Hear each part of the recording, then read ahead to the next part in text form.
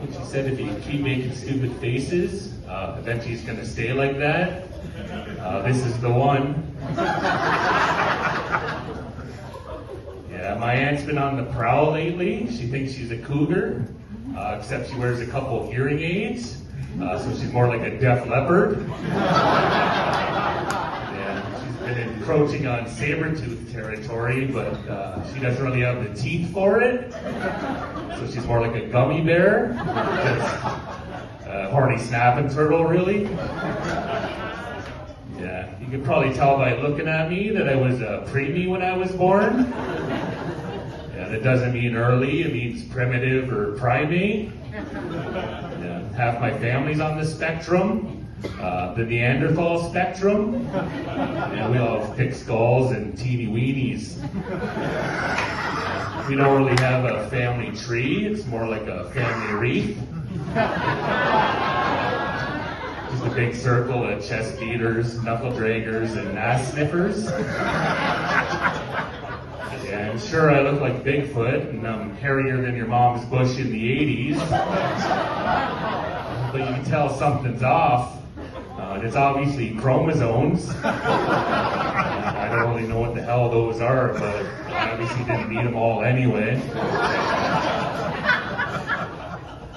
One of my first memories was of my mom. I was laying on the change table. She let me hold her smoke while she wiped my ass.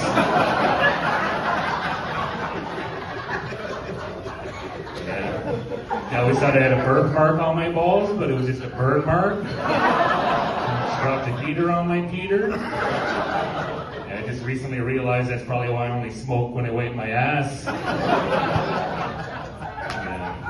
We had a whole collection of wooden spoons growing up. Long ones, short ones, fat ones. Mom's favorite was the one that didn't break when she was cracking ass.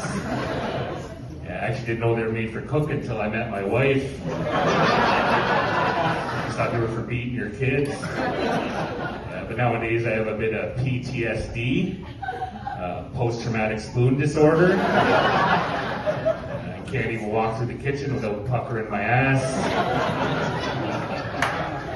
I can't even spoon in the bedroom anymore. I've always been more of a spork anyway. Just a big spoon with a little time. I just realized I think I'm into S&M. Because every time I hear Spoon Man by Soundgarden, just fucking party. Yeah, if we swore as kids, we got the bar of Irish Spring soap ground on the back of our teeth.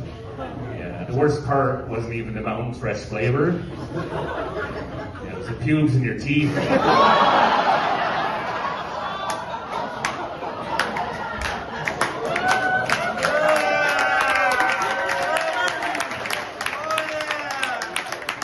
about a floss and wash.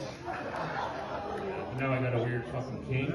I can't go to the mall without stopping at Bath and Body for a nibble.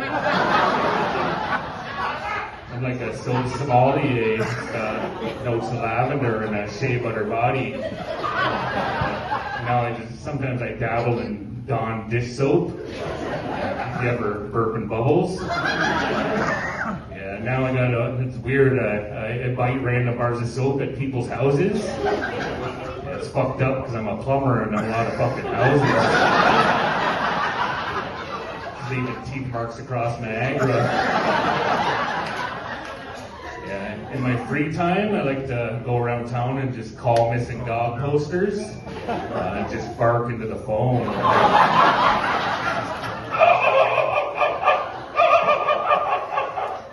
Then I hang up and wait a couple days. And then I call back and ask for ransom. I haven't got any yet, but I should have looked at the picture better because it was a German Shepherd and I was barking in Shih Tzu. It's more like a... Yeah, the other day I was at my Nana's house and I got to see her 29-year-old yellow poodle. And he's only ever lived in a house with secondhand smoke. And so when he barks through his voice box like...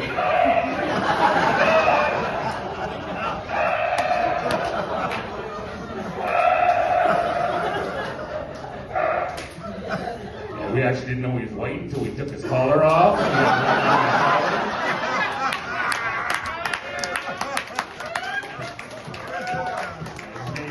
Because he filters all the secondhand smoke.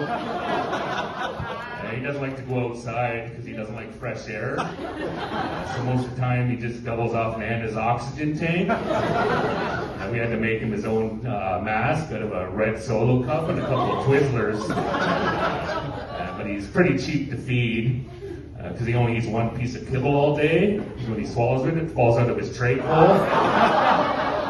Just chasing kibble across the kitchen carpet like a furry Roomba or just a fuzzy pest dispenser, really. And my favorite thing to do is just give him a whole hot dog and just watch the magic happen. Yeah. Thanks, I'm Trevor Cumming.